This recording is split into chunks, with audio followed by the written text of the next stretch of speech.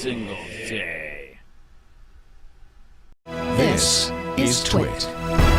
So last week we talked about the Clearview AI company who were doing the facial recognition and bragging that they scraped the web for 3 billion face prints and made them available to 600 police departments so they could identify people within seconds. Since then, Clearview has increased their collection of cease and desist letters, which is not exactly what they were hoping to be collecting, from major U.S. social media players. The first one they received was from Twitter a couple weeks ago, when Twitter told Clearview to stop collecting its data and to delete whatever it had. In addition, Facebook has similarly demanded that Clearview stop scraping photos because that action violates Facebook's policies. And now Google and YouTube are also both telling Clearview to stop violating their policies against data scraping. Clearview's take on this is defiance. The CEO, Hon Ton That, was interviewed last Wednesday morning on CBS's This Morning news show. He told listeners to trust him. He said, the technology is only to be used by law enforcement and only to identify potential criminals. Ton That claims that the results, which is not encouraging, are 99.6% accurate. I guess, though, you wouldn't want to be you wouldn't want a false positive to misidentify you as a bad guy. So I guess accuracy is a better thing. And he also claimed that it's his right to collect public photos to feed into his facial recognition archive. He said, there's also a First Amendment right to public information. So the way we have built our system is to only take publicly available information and index it that way.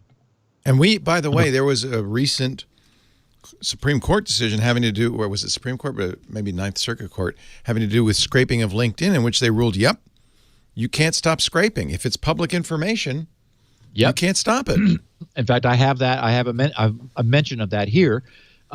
So we know from last week when we talked about this that in Illinois, at least, with their BIPA, the Biometric Information Privacy Act, it's illegal there. And YouTube's statement read, quote, YouTube's terms of service explicitly forbid collecting data that can be used to identify a person. Clearview has publicly admitted to doing exactly that. And in response, we sent them a cease and desist letter. As for Facebook, Facebook said last Tuesday that it has demanded that Clearview stop scraping photos because the action violates its policies. Facebook said, we have serious concerns that Clearview's practices, which is serious concerns with Clearview's practices, which is why we've requested information as part of our ongoing review. How they respond will determine the next steps we take, which I'm sure Facebook intended to sort of sound ominous.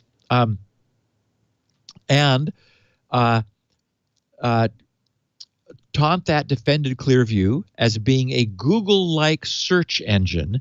He said, Google can pull in information from all different websites. If it's public and it can be inside, if it's public and it can be inside Google's search engine, it can be in ours as well. Google disagreed, saying that Clearview isn't at all like their search engine. Google said, there's a big difference between what we do and the way you're Shanghaiing everyone's face images without their consent. Most websites want to be included in Google search, and we give webmasters control over what information from their site is included in our search results, including the option to opt out entirely. Google said Clearview secretly collected image data of individuals without their consent and in violation of rules explicitly forbidding them from doing so. So the question is, when is public information not public? which brings me to the point you raised, Leo. Back in 2016, a company called HiQ, which I recall we talking about at the time, a San Francisco startup, was marketing two products which depended upon whatever data LinkedIn's 500 million members had chosen to make public.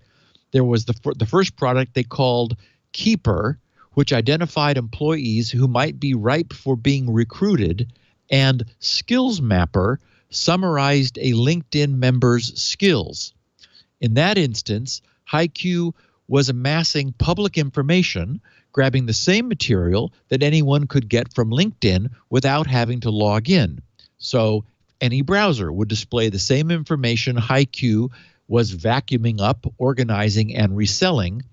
And when sufficiently analyzed, inferences could be made to alert companies, for example, when their pivotal employees might be interviewing for another position.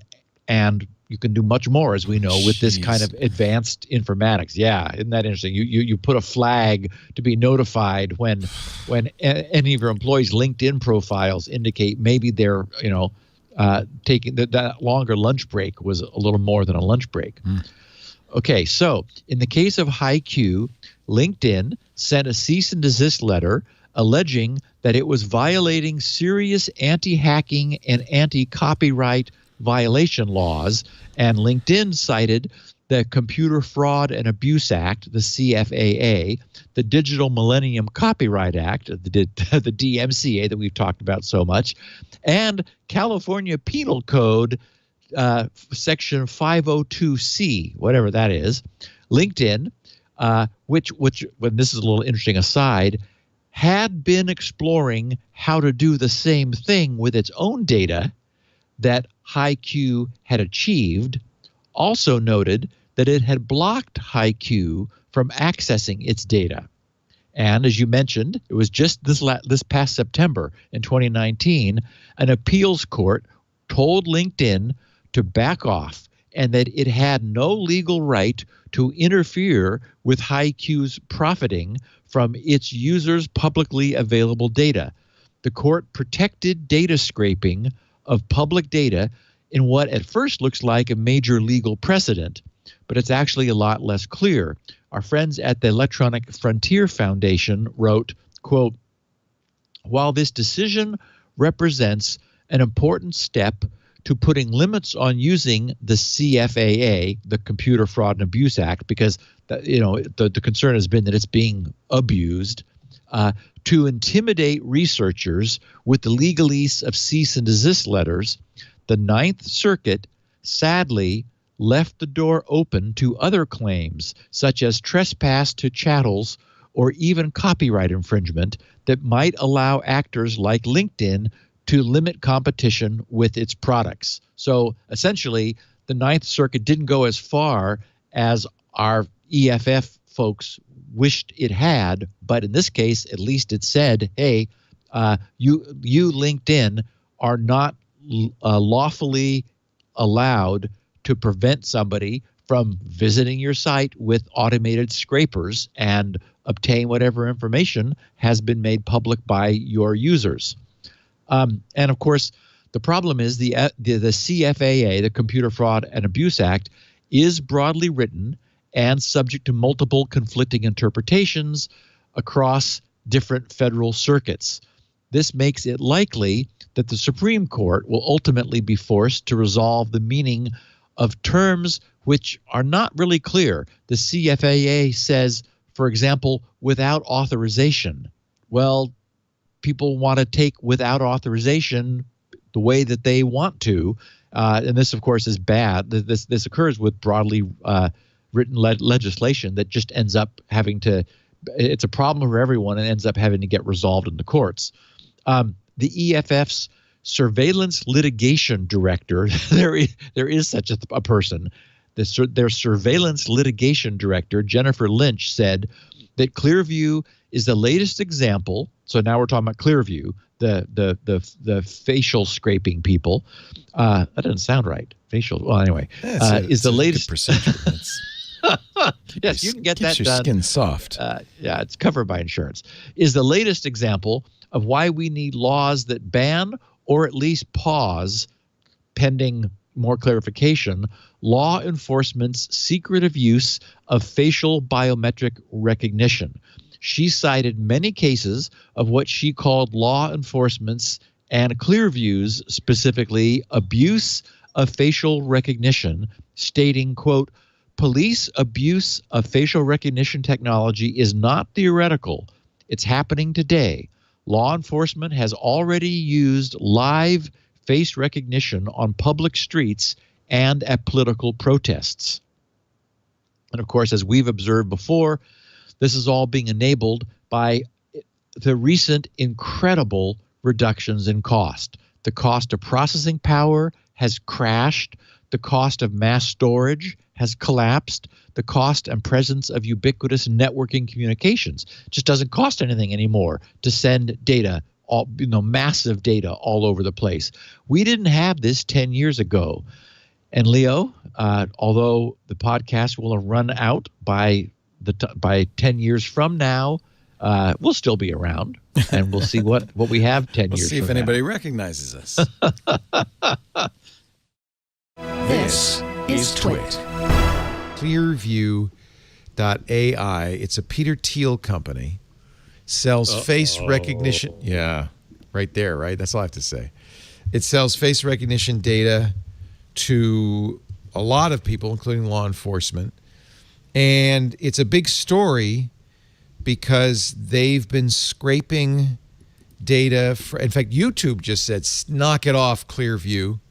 They've been scraping data from Facebook, from Instagram, from Clearview. Here's Kashmir Hill's article. This kind of broke the story open, and it's been getting deeper and deeper and deeper.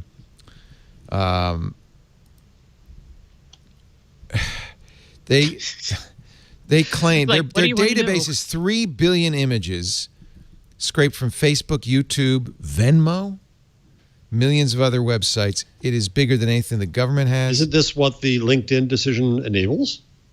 Yeah, that's interesting, isn't it? Did we talk Be about careful this of what you wish for. We mentioned that Oh, last okay. time. Yeah. In the New York Times story about this kind of scraping. But there's a lot of scraping going on, and scraping, from as a journalist. Scraping can be so good. Yes, as a journalist. I love scraping. We want scraping. Take data, figure out what it means, add it all up. It's good stuff. But this is okay. So here's where, Jeff, you and I are about to diverge. Oh boy. Yay, scraping. Yay, taking data. Stacey, don't lose this magical moment. We're in agreement. Stacey. Yay. Right now in America, we need to say, come together more, not diverge. We need to make laws common ground, preventing you from doing crazy things with that data. So a good law would be to prevent the police from using widespread phishing expeditions Stacey, using facial recognition. We've talked about. Wait, that is something that Jeff is for. Jeff is for. He's pulling a Nancy Pelosi. I just had to do it for the sake of doing it. I had the paper here ready for this, Stacey. Jeff is for things that punish people who do things. I agree, but I'm saying the don't facial stop rules around stopping facial recognition would be good here, and Stacey's going to stop police from doing any facial recognition. I'm going to stop them from doing bad facial recognition. Right? I'm going to stop them from doing without a warrant. Okay, we agree then. How do you get a warrant if you're searching? To sow discord, Wait a minute. Stacey? If I put a camera up and I'm searching for a felon walking down the street, what, are you going to serve a warrant on everybody walking down the street? You're in the public. You don't have a right to privacy. The data is sitting there, but you can't access the data unless you have a warrant to get to it. You can't just fish in the data. That's what Stacey's saying, I think, right? Yes, don't you fish can in the data. You someone's need a warrant with a warrant without their permission. So you say it would be okay to turn, like the Metropolitan Police are doing in London, to turn on face recognition on the cameras if you went to a judge and say, Judge, we expect a criminal to walk through this intersection. Or we know one did. We want to try to find it. And we're trying to find him. You need to define a time frame. You need to define a locale. And a goal. And you need to get it in the goal. And you need to get a judge to say, yeah, that's cool. And so Target. to get a warrant too, you have to show probable cause. So what you And don't like is the fishing So it's not expedition where willy-nilly. you just Right. go, And let's they're watch really- everybody going up and down the street and see if we can find anything, get a bad guy. Right. Right. We Yeah, I agree. don't want that Stacey, kind of power. see? But wait a minute, doesn't a police that? officer who's standing on the corner do that? Isn't I that- agree, Yes, but the argument is that police officer, she doesn't scale the way Yeah. data do. So Right. wait a minute, now let me get this straight because I want to get your logic straight. So the crime here is not the act, it's the fact that you scaled? That's the Crime fear that they- people have. Well, fear is different than the crime. The fear that people have is if you have, well, in facial recognition is different than, are you talking about recognizing someone digitally who's committing a crime? Is Well, that what no, you're if talking- if a police officer is on a corner and happens to know, maybe she's read the mug book this in the morning and Right. Sure. she knows and she's keeping an eye out and she recognizes you walking down the street. She said, "Hey, you, stop," and Right. arrests you Well, because you okay, have a if warrant, you're, outstanding but if warrant. you're someone who's an outstanding warrant, you are a person of interest. You have. But she didn't get a warrant first. She didn't get a warrant to search warrant. a database. You're No, right. she's just looking around the street because you're in public. So a You're in camera public. doing it, That's same my argument. thing. So, Leo, you're trying to get discord here. I will agree with you, and I do agree with you, that the doctrine of what is public would stop the Stacey doctrine. But Stacey's been trying to get kind of a temporary until we know what we're doing argument here. And what I've objected to is this idea that you turn off all facial recognition and don't allow it from police. I think that would be wrong. You put strictures on their use of it. I think you can do that with anything police do. Turn I it think on that's a with fine better thing. training, but also limit the power of people that don't necessarily need all of that power. Yeah. There's Well, a an fine object. line there. I think because it scales so much and because our justice system is not exactly just, I think there's a big and an important interest in saying, let's make police work a little harder and pick crimes that really matter to find these people. Because it could be that, I saw somebody shoplifting or somebody was shoplifting and I have a good image of them. I might go after that person simply because the image is higher quality. I might go after them because I think that they look like they're not capable of defending themselves, so they'd be an easy grab. There's a lot of decisions when you can apply things at scale that you can. So what do you think of the Illinois Biometric Information Privacy Act? Facebook this couple of weeks ago got a $500 million fine for I liked tagging it. suggestions on Facebook. When you take a picture of Facebook, Right. put it up This there, and looks then like you could say, "This you," looks or- like this is," and in Illinois, that is apparently illegal. And It's a Facebook- public place. Again, you don't put up things on Facebook to hide them. That would be the worst thing on earth to do. Right, but people take pictures of you without your consent in They sure private do. places, put them on Facebook, and then they're But then tagged. the person you have a problem with is the one who put the photo up there, not necessarily Facebook under 230. No, but this doesn't. This I actually agree with this settlement. I think the way that this is playing out, and I think these are important debates we need to have. I just think we should talk about them as opposed to having Facebook unilaterally decide for us. But I may have a problem with the person who took the picture and posted and tagged it, but I also have a problem with Facebook that makes it visible and findable They're in a way an- that hasn't an been before. enabler. Okay, but let me give you another I'm one, not- Stacey. I'm not well versed on Facebook, but it seems like if you were to tag me in an image, I would get a notification. Should I have the ability to hit approve or not approve You do. before it goes You do. up? Now you do. At beginnings, you didn't. Okay. But here's in the another one, early Stacey days of and that Ant. feature. So Ant is on a photo assignment for the San Francisco Chronicle. He takes pictures of people in crowds, puts the photos up for all the world to see. We Doing as my job. journalists would not want anything to Just stop doing that. my job. Right. NBC, though, used to, in their standards and practices binder that they handed out to all of us, say... I'm sure you studied religiously. I did, because I was very fascinated by what they wouldn't allow us to do. They said, you got to get a release for even in public, for everybody you show in video. And Ugh. and It by covers the way, NBC's butt, though. Well, that's the funny thing. I said, well, what if his back is turned? They said, if his mother would recognize him, you have to get a release. Is that because you were entertainment, not news? No, it's the news division. No, That's- even for news, like in the video, you can't show videos of people without a release form. When you're They'll blur your No. face. You can. Just very nervous lawyers at It's some legal. companies Right. stop you from doing it. But Perfectly even legal. 20 years ago, this is 20 years ago, they didn't want you to do that. That's nervous corporate lawyers. When But you I guys met. also, Yeah. I also think that I'm going to go back to scale. I think it's a lot more problematic to have facial recognition saying that this photo of someone in this crowd, that's Stacy, and annotating that for everyone to see is very different than someone happening across that photo in the San Francisco Chronicle That's different. and right. seeing The it. San And Francisco I would also Chronicle say had that a huge audience one day. Not anymore. I know, but it doesn't have a global audience, and that audience isn't going to have access to that picture for the next So make it the 50 New York years. Times or Life magazine. So New York Times or Life, I would say, still not going to have searchable access to that for the next 50 years. A much if you're looking larger for, audience than anything on Facebook. it does, like that. but you can't find that by looking for me specifically. Someone Well, might you're into happen across it. You're into an entirely new area here that the law, I don't think, addresses. Now, this is your point that we need to Right, discuss and this. that's why I but think we it's need not to talk about it. out there now. Right. And It I should think be there's addressed, is what she's saying. big implications of having these searchable over the entire world forever that Facebook is taking advantage, and lots of companies are taking advantage of the fact that the current society doesn't really understand the implications. We're just starting to understand the implications of this. But you can never escape.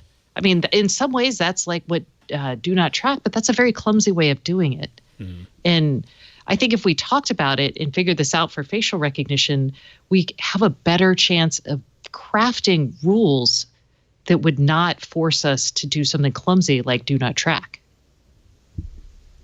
So Illinois is the only state. or do not search, whatever. You know what I'm talking about, right, Jeff? I think so. Yes. Texas has a biometrics law, too. Oh, okay. I say that- Illinois is the only law that allows you to sue. Oh, there you go. So that's what this was. This was a class action based on the Illinois law. That release you're talking about from your former NBC days reminds me a lot of the stock photography sites that pretty much say the same thing when you're trying to upload. Prudent. Not legally required, just prudent. It's also like a polite It's thing polite. to do. Yeah. It's polite. I mean, as a journalist, I will say that sometimes, you have to say, screw it, I'm going to be a rude jerk because I am a journalist and I have a higher duty, right? But for normal people and in cases where it's not a public interest, I think you should not be a jerk. No, I agree. Full stop. And also, what about children? What about the children? No, sorry. I'm like, do we have rules? And I don't know. Protecting like imagery of children? Minors? I've only seen with. Well, if you're, I don't think there's rules. If you're in a school, as you said, you don't sign the releases, but that's because that's a different purpose. That's marketing purpose. The school wants to take pictures and put them out there on the website. That is a marketing purpose. Whatever image, if it's marketing, you may not use my image unless you have my permission. Right. That's different from news. Now, my daughter was in the news. That's what my boy's former school did, and that's also, again, what the stock photography sites will tell you is once you have people that are under 18, we urge you to get a form signed by their, guardian or what have you, because this is still marketing material that you're trying to produce for whatever content creator out there with your art. As I wrote in Public Parts, a book no one bought because it was optimistic. Wait, no, I read it. Because I gave it to you. Oh, well, that is true. I would have bought it. I didn't buy it. I gave it to you. You said You it gotta to stop me giving them before I away, Jeff. That's rule That's 1, probably 2, wise, 3, sir. and 4. Yeah. It started with a case of a woman's face being on the side of a flour barrels as an advertisement, and she did not give her permission for that. And so this doctrine of privacy starts from a marketing use of the right you have to your image. But that's superseded by the right to report on what's public. And that's different. Depends upon the use. Correct me if I'm wrong, but it is absolutely the case in the United States. You do not have any expectation of privacy in public. Somebody No, can not take at your all. picture. No, you don't. Yeah. Nope. That's why upskirt photos were like legal in so many places, and still the God. laws. Well, Like- I do note that it says within legal community standards. You can't. There are some restrictions on how far you can go with that. But anyway, that may vary by Jurisdiction. locale. Yeah.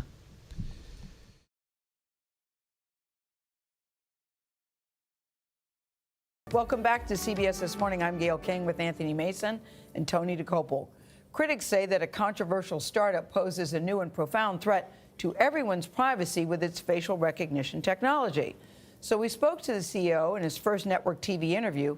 Clearview AI co-founder and co-executive, his name is Wonton Tat, showed our Errol Barnett just how easy it is to find images of him. The cutting-edge software can identify people by comparing their pictures to billions of images Clearview has scraped from the social media and the internet.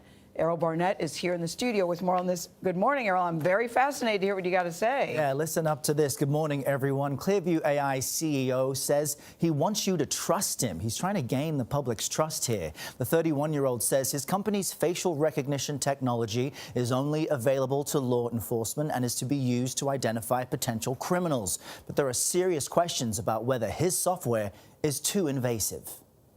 Right now we have, billions and billions of images from millions of different websites all across the open internet. This is what Clearview AI's database would look like to law enforcement, says founder Wonton Tat, if, for example, they were searching for me.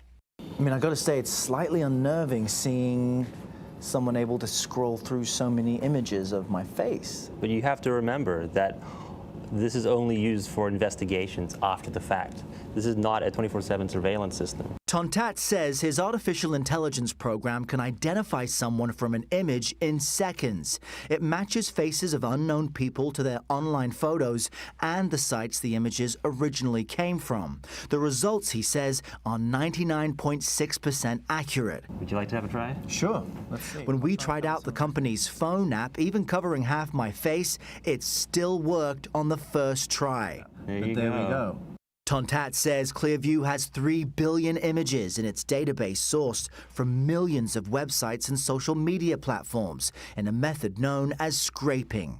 Wired editor-in-chief Nick Thompson says facial recognition raises sobering moral and ethical questions. In order to build it, you have to scrape a lot of public information in ways that may be legal, but that certainly goes against the terms of service of companies like Facebook and Twitter. Secondly, this is really creepy. And the big companies who have the data already haven't wanted to do it. YouTube, Facebook, Venmo, and Twitter told CBS News scraping is against their policies. Last night, Google and YouTube sent Clearview a cease and desist letter, and this comes weeks after Twitter did the same, demanding Clearview stop scraping pictures from their platform and delete any data taken. Are you aiming to comply with Twitter? Our legal counsel has reached out to them and are handling it accordingly. But there is also a First Amendment right to public information. So the way we have built our system is to only take publicly available information and index it that way. And you believe you have a First Amendment right Completely. to access what's on the Yes. platform? Clearview says more than 600 law enforcement agencies across the country use this software, but wouldn't say how many are free trial subscriptions. New Jersey Attorney General Gabir Graywall recently ordered state law enforcement agencies to temporarily stop using this technology until they learn more. What are your concerns with this technology? I'm not categorically opposed to facial recognition technology. I think used properly, it can help us solve criminal cases more quickly. It could help us apprehend child abusers, domestic terrorists. But what I am opposed to is the wide-scale collection of biometric information and the use of it without proper safeguards by law enforcement. But Tontat argues Clearview AI is essentially a search engine for faces. Google can pull in information from all different websites. So if it's public, and it's out there, And it can be inside Google's search engine, it can be inside ours as well. In a statement to CBS News, Google calls that comparison inaccurate, writing, quote, "We give webmasters control over what information from their site is included in our search results, including the option to opt out entirely." This platform is very powerful, but it relies on transparency for people to trust and believe it. Yeah. And there just isn't much of that available right now.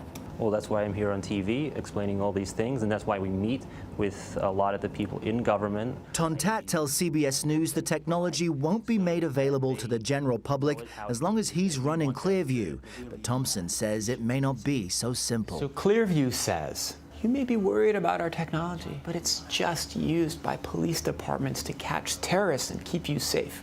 But if we know anything from the history of technology and the history of Silicon Valley, it's that the initial intended use is not the only use.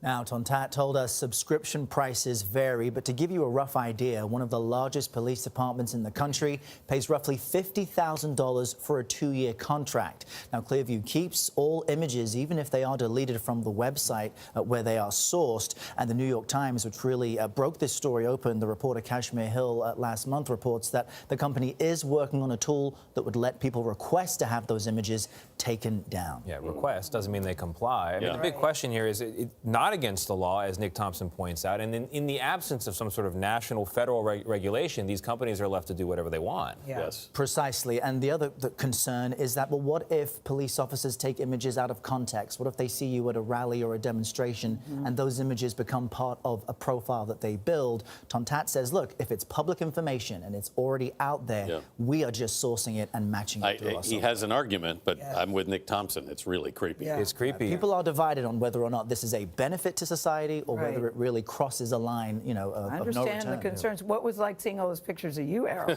Well, I mean, even when you covered your mouth, they could pick That's what struck me at the power of this technology. And for me, look, I've been a reporter my entire adult life. I expected to see some of those images, but some of them I had never seen before. My fraternity put me in some type of profile. I had never seen that. Someone put a doll next to a television I had never seen. And so it is powerful technology. Yeah, initial intentions are not end results. They can change. Thank you, Errol. Appreciate it. Good thing they didn't uncover anything. Well, they might. That's what I thought. Yeah, let's see the raw tape. To see something, Gail? No, the raw tape not will at be in all. the system somewhere. Let's go Not track at all. that down. Not with Errol Barnett. Wow. Oh, my God. Is that you? That or photo is me. doesn't look like you. That's when you were younger? That's my face, a photo I haven't seen in years, found in seconds by the facial recognition app Clearview AI. So it works, right? This New York Times investigation woke us all up. The realization privacy may be a thing of the past. And that's because of this guy, Juan Tontat, the creator of Clearview AI. Well, quite simply, Clearview is basically a search engine for faces. Think about the photos you've posted online, or photos that others have posted of you. There's a good chance he's collected them. His app has scraped billions of images from sites like Facebook, Twitter, and Google to use in a facial recognition system. He claims more than 600 law enforcement agencies in the US and Canada are using it, though it's unclear how many have actually paid for it. So that's the photo of you. So this is a photo of me from CNN.com. Wow. We're starting to see pictures of me that are not from that original image. This is from Medium. Tech giants aren't happy about this. They say it violates their terms of service and have sent cease and desist letters. LinkedIn, Twitter, YouTube. So this photograph is from my local newspaper. This AI technology is looking at what? It's looking at the unique features, so it learns to ignore things a little bit like the beard and focus on the features that stay the same across different age. Do you understand why people find this creepy?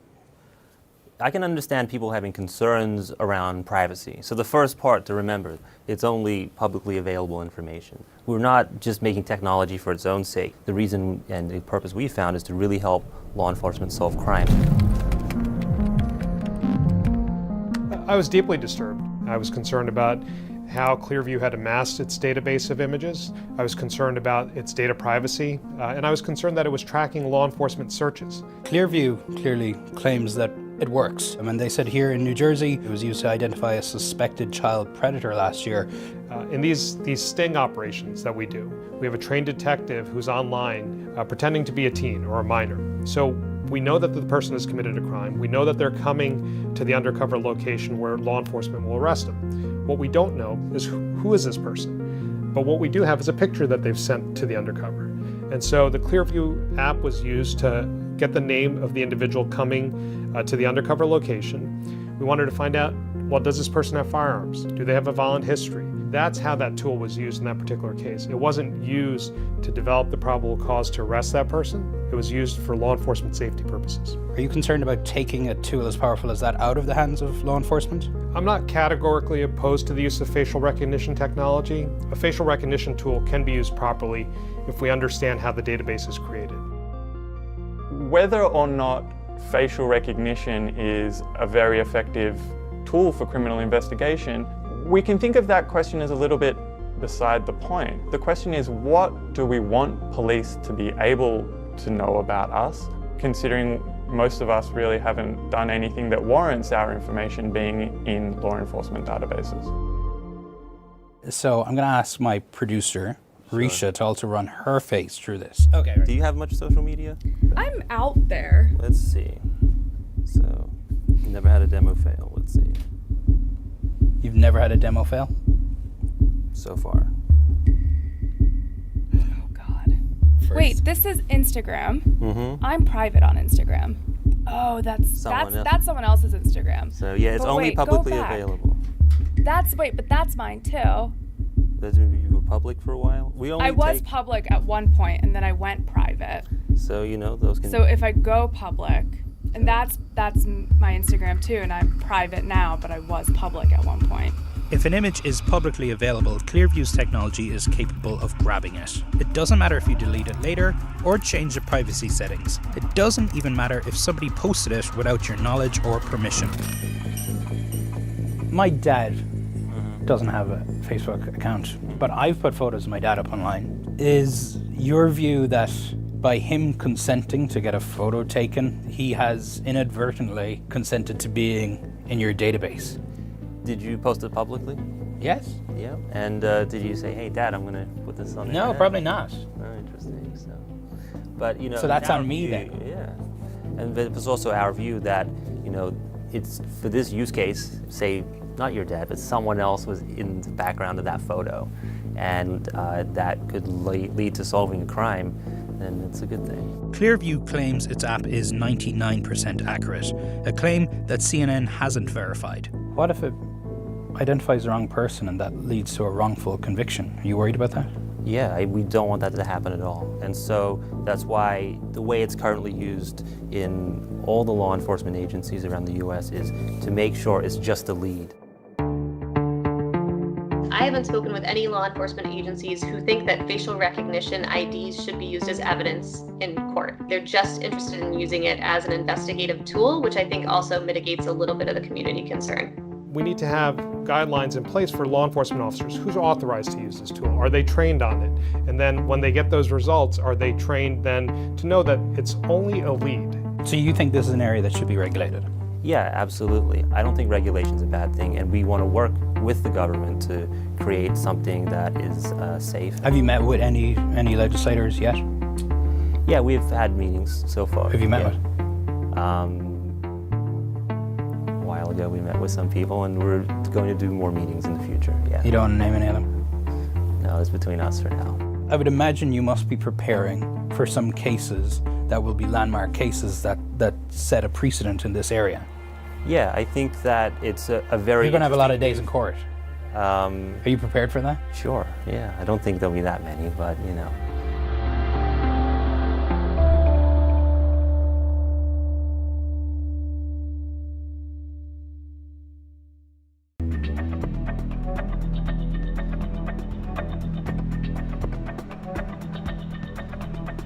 In Privacy Watch, critics say a controversial startup poses a new and profound threat to everyone's privacy. The facial recognition software attempts to match people's faces with billions of images scraped off social media websites and shares them with security agencies. CBS News correspondent Errol Barnett spoke to Clearview AI's co-founder and chief executive officer in his first network TV interview, and you're here with me now. So Errol, good morning. Tell me about what the CEO said. Well, Wonton Tat says he wants you and the general public to trust him. The 31-year-old says his company's facial recognition technology is only available to law enforcement right now, and it is to be used to identify potential criminals. But there are serious questions about whether this software is too invasive. Right now we have, billions and billions of images from millions of different websites all across the open internet. This is what Clearview AI's database would look like to law enforcement, says founder Wonton Tat, if, for example, they were searching for me. I mean, I gotta say, it's slightly unnerving seeing someone able to scroll through so many images of my face. But you have to remember that this is only used for investigations after the fact. This is not a 24/7 surveillance system. Tontat says his artificial intelligence program can identify someone from an image in seconds. It matches faces of unknown people to their online photos and the sites the images originally came from. The results, he says, are 99.6% accurate. Would you like to have a try? Sure. Let's see. When we tried out the company's phone app, even covering half my face, it still worked on the first try. There we go. Tontat says Clearview has 3 billion images in its database sourced from millions of websites and social media platforms in a method known as scraping. Wired editor-in-chief Nick Thompson says facial recognition raises sobering moral and ethical questions. In order to build it, you have to scrape a lot of public information in ways that may be legal, but that certainly goes against the terms of service of companies like Facebook and Twitter. Secondly, this is really creepy. And the big companies who have the data already haven't wanted to do it. YouTube, Facebook, Venmo, and Twitter told CBS News scraping is against their policies. Last night, Google and YouTube sent Clearview a cease and desist letter, and this comes weeks after Twitter did the same, demanding Clearview stop scraping pictures from their platform and delete any data taken. Are you aiming to comply with Twitter? Our legal counsel has reached out to them and are handling it accordingly. But there is also a First Amendment right to public information. So the way we have built our system is to only take publicly available information and index it that way. And you believe you have a First Amendment right completely to access what's on the platform? Clearview says more than 600 law enforcement agencies across the country use this software, but wouldn't say how many are free trial subscriptions. New Jersey Attorney General Kabir Graywall recently ordered state law enforcement agencies to temporarily stop using this technology until they learn more. What are your concerns with this technology? I'm not categorically opposed to facial recognition technology. I think used properly, it can help us solve criminal cases more quickly. It could help us apprehend child abusers, domestic terrorists. But what I am opposed to is the wide-scale collection of biometric information and the use of it without proper safeguards by law enforcement. But Tontat argues Clearview AI is essentially a search engine for faces. Google can pull in information from all different websites. So if it's public, and it's out there, and it can be inside Google's search engine, it can be inside ours as well. In a statement to CBS News, Google calls that comparison inaccurate, writing, quote, "We give webmasters control over what information from their site is included in our search results, including the option to opt out entirely." This platform is very powerful, but it relies on transparency for people to trust and believe it. Yeah. And there just isn't much of that available right now. Well, that's why I'm here on TV explaining all these things, and that's why we meet with a lot of the people in government. Tontat tells CBS News the technology won't be made available to the general public as long as he's running Clearview. But Thompson says it may not be so simple. So Clearview says, you may be worried about our technology, but it's just used by police departments to catch terrorists and keep you safe. But if we know anything from the history of technology and the history of Silicon Valley, it's that the initial intended use is not the only use. And riffing off that last point, I'm sure a lot of people who are watching say this is disconcerting. So has there been any public response to this new software? Well, what's interesting is most people are concerned when they first hear about it, but that includes New Jersey's Attorney General, who we spoke with. He only found out that police departments in New Jersey were using this technology when the New York Times first exposed this company in January. He didn't even know. He didn't even know. And then that's why he's now ordered this moratorium on all the police departments to stop using it until they can put together a real code of conduct and safeguards in place so that people do feel safe and secure with this type of technology being used. So it goes to show how widespread this service potentially is being used. Clearview says it's more than 600 police departments, but they won't tell us whether those are free trials or whether these are actual subscriptions like some large cities are actually paying for. And what is the fear if it reaches the general population and anyone's faces in this database? It's that it could be misused. And so, for example, some people have wondered, well, what if I'm in the background of someone else's picture on social media that I don't know is posted? And that was my case, for example, is I saw images people had taken of their television, or my fraternity at UCLA had put me in something I didn't know, and that came up. What if that is then, or some privacy advocates have said, well, what if you're at a protest or a demonstration and the police see that your face matches with you at these demonstrations? Do you then become part of another database? And then what if it's available to the general public? What if you could snap a picture of someone's face and find their entire online existence? Have we now crossed this threshold into a world that many people don't feel comfortable in? And that's really the issue this raises. So many questions about privacy. And of course, this CEO is saying, well, there's a First Amendment right to public information. But how can people better protect themselves from being a part of that public information? Well, one thing I asked Wonton Tat about is, well, can you opt out of this? And he says he's developing a tool where you'll be able to potentially remove yourself. But how do we know if that's actually being done? He says that on Facebook, there's a special security tab. You can select to say, don't post my information publicly. But you and I both know there are plenty of older people who barely know how to use the platform security features. And even younger people who don't know how to go to tab to tab to tab to try and remove yourself from that. And the other question is, once all this information has been scraped, these billions of images and from millions of websites, do they store it and hang on to it, or do they really delete it as Twitter and Facebook are demanding that they do? I think this could end up in the courts. He says he has a First Amendment right to this.